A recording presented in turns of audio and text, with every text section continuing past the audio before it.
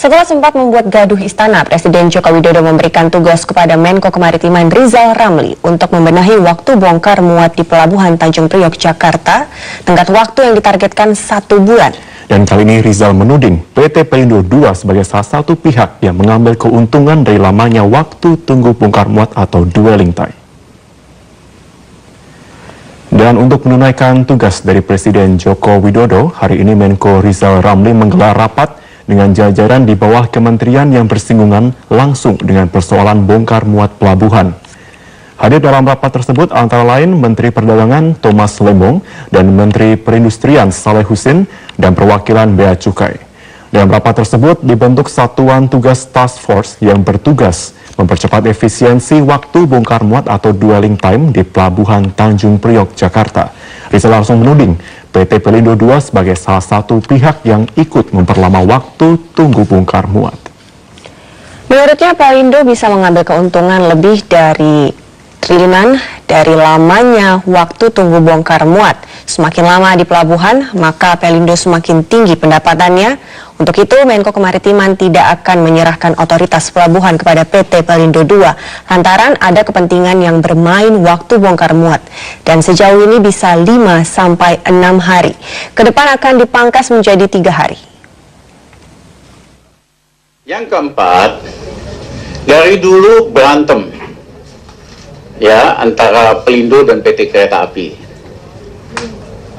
Pelindo nggak mau ada jalur kereta api barang masuk ke tempat loading and unloading, karena mungkin bisnisnya kan kalau ada kereta api bisa berkurang bisnisnya gitu lah.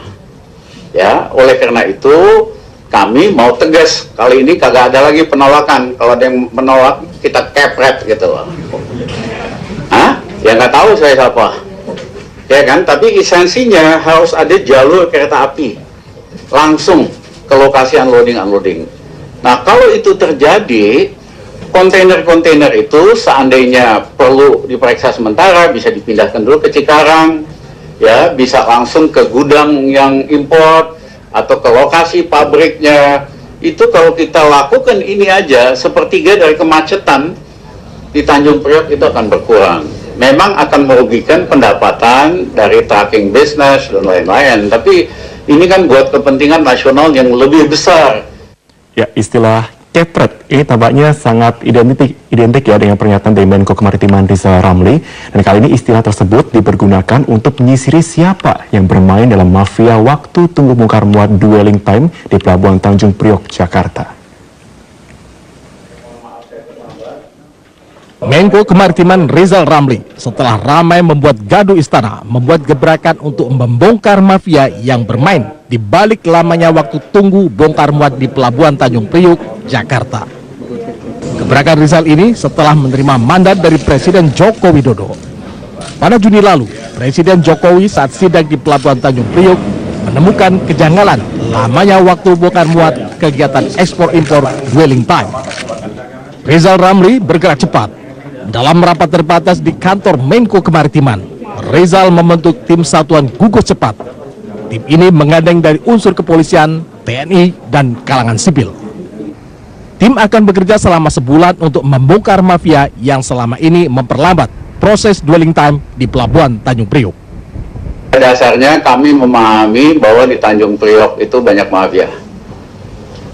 Kami akan sikat kalau masih ada yang bercanda gitu. Ya, tidak akan ragu-ragu untuk sikat. Kita udah sungguh-sungguh, masih ada yang bercanda. Sikat itu pengertian macam-macam. Kalau ada pejabat ngaco-ngaco ya kita geser, ya kan? Kalau ada yang swasta yang ngatur-ngatur di situ, ya kan? Buat memperpanjang proses ini ya kita sikat, kita hentikan kontraknya. Jadi kami tidak akan ragu-ragu untuk mengambil tindakan. Rizal mengaku tidak gentar untuk menghadapi para mafia, termasuk mereka yang berada di belakang mafia. Tim Liputan, Metro TV.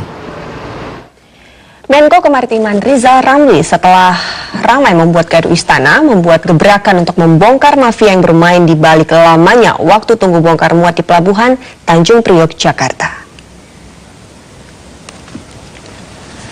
Gebrakan Rizal ini setelah menerima mandat dari Presiden Joko Widodo. Pada Juni lalu, Presiden Jokowi saat sidak di Pelabuhan Tanjung Priok menemukan kejanggalan lamanya waktu bongkar muat kegiatan ekspor-impor dwelling time.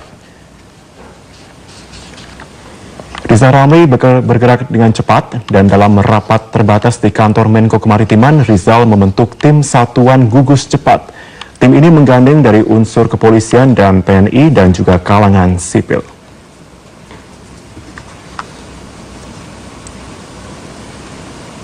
Tim akan bekerja selama sebulan untuk membongkar mafia yang selama ini memperlambat proses dwelling time di Pelabuhan Tanjung Priok.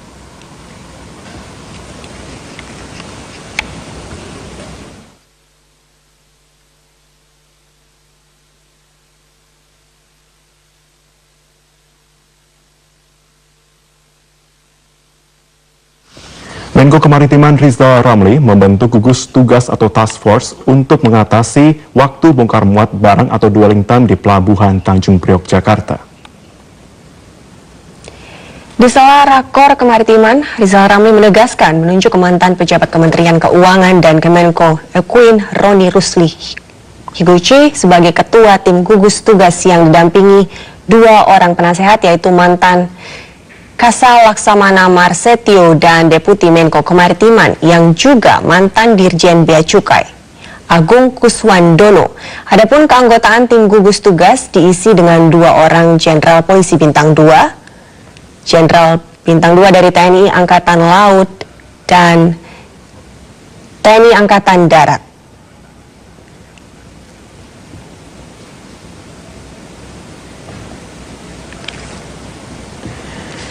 Menko Kemaritiman membentuk satuan gugus cepat untuk memangkas lamanya waktu bongkar muat kegiatan ekspor-impor dwelling time di Pelabuhan Tanjung Priok.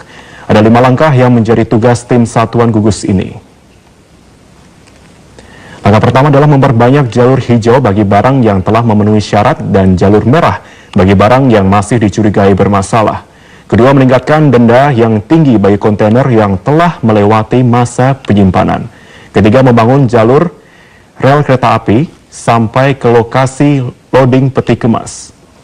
Dan keempat, ini untuk meningkatkan sistem teknologi informasi dalam pengelolaan terminal peti kemas.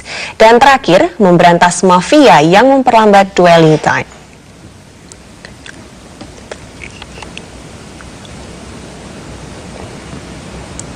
Dua menteri, yakni Menteri Perdagangan Thomas Lembong dan Menteri Perindustrian Saleh Husin, mendukung langkah Rizal untuk mengikis mafia bongkar muat di Pelabuhan Tanjung Priok, Jakarta. Apalagi langkah ini merupakan amanat Presiden Joko Widodo saat sidak ke Pelabuhan Tanjung Priok pada Juni 2015 lalu. Instansi terkait hadir dan saya kira banyak inisiatif yang bagus. Suntikan akal sehat dalam dosis yang besar, itulah memang khasnya Pak Rizal Ramli. Jadi kami siap untuk menindaklanjuti, dan memang Pak Presiden kan maunya selalu cepat. Jadi kami sangat memahami dan pasti kami akan dukung sepenuhnya. Terima kasih. Masalah kos logistik kita kan cukup tinggi. Nah, ini yang harus kita turunkan sehingga daya saing industri kita itu bisa kuat. Poin yang jadi PR Pak dari Kementerian Bapak apa? Poin yang jadi PR Kementerian Bapak apa? Kalau dari rapat Oh enggak, selama ini kan kalau Kementerian Perindustrian itu kan bukan lini depannya. Nah, kita kan hanya sifat.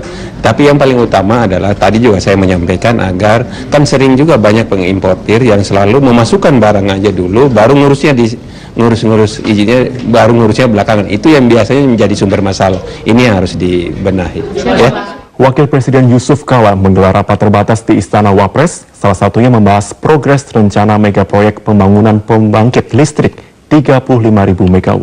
Namun Menko Rizal Ramli tidak hadir dalam pertemuan tersebut. Rapat yang berlangsung di Istana Kantor Wapres ini dihadiri para menteri di bawah Menko Perekonomian. Sebelumnya sempat memanas dan membuat gaduh istana ketika Menko Rizal Ramli pernah menantang Wapres Yusuf Kala untuk berdebat secara terbuka tentang proyek 35.000 MW. Namun setelah ditegur Presiden, Rizal Ramli menyatakan tidak ada masalah apapun dengan Wapres Yusuf Kala. Dan dalam rapat terbatas tersebut dibahas terkait detail tentang persiapan pembangunan gardu dan transmisi. Soal material proyek listrik 35.000 MW, rapat menekankan pentingnya menggunakan komponen lokal. PT Krakatau Steel diminta untuk menyiapkan bahan baku baja sebagai bahan pembuatan transmisi. Proses penyelesaian transmisi 46.000 kilometer dengan semuanya harus produksi dalam negeri. Artinya mulai bajaknya, kabelnya, dan menjalankan semua industri negeri yang sesuai harus diminta fabrikasinya dan kontraktornya. Karena ini kan khususnya itu butuh 250 triliun dan harus selesai sebelum pembagi selesai. Pemirsa, tren pelemahan rupiah masih berlangsung hingga hari ini. Dan pada penutupan Selasa sore, kurs rupiah masih berada di level Rp14.000. Meski Bank Indonesia melakukan intervensi ke pasar, namun nilai tukar rupiah belum beranjak pada posisi Rp14.000 per dolar Amerika. Dan hingga penutupan Selasa sore, rupiah berada di level Rp14.060 per dolar atau menurun tipis dari posisi sebelumnya pada Rp14.040 per dolar.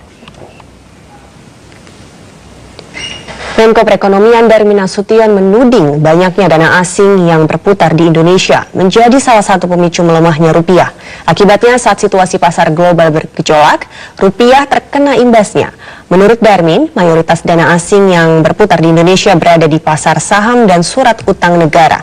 Namun Darmin mengaku dana asing masih diperlukan Indonesia untuk keperluan investasi dalam negeri. Dari dulu kita sudah rentan kalau sudah soal kurs. Iya karena terlalu besar dana asing di dalam ekonomi kita. Ya, apa itu? Lihat aja di Sun dia bisa 38%. Di Malaysia juga agak besar, makanya dia juga berat. Dia kan. Tapi kalau Anda lihat Thailand berapa? Nggak banyak, paling 13-14%. Saham lebih banyak lagi, bisa 60% lebih. Nah, kalau sebanyak itu asing di situ, itu artinya apa? Batuk sedikit ya keluar dia, kita goyang. Nah, sekarang Anda kemudian mau tanya, kalau begitu gimana dong? Karena kita tabungannya kecil, kita memang perlu uang asing. Karena memang kita nabungnya kecil, kita perlu dana asing. Bukan hanya untuk investasi, untuk beli sun, untuk beli saham. Begitu dia banyak, batuk-batuk dia, kita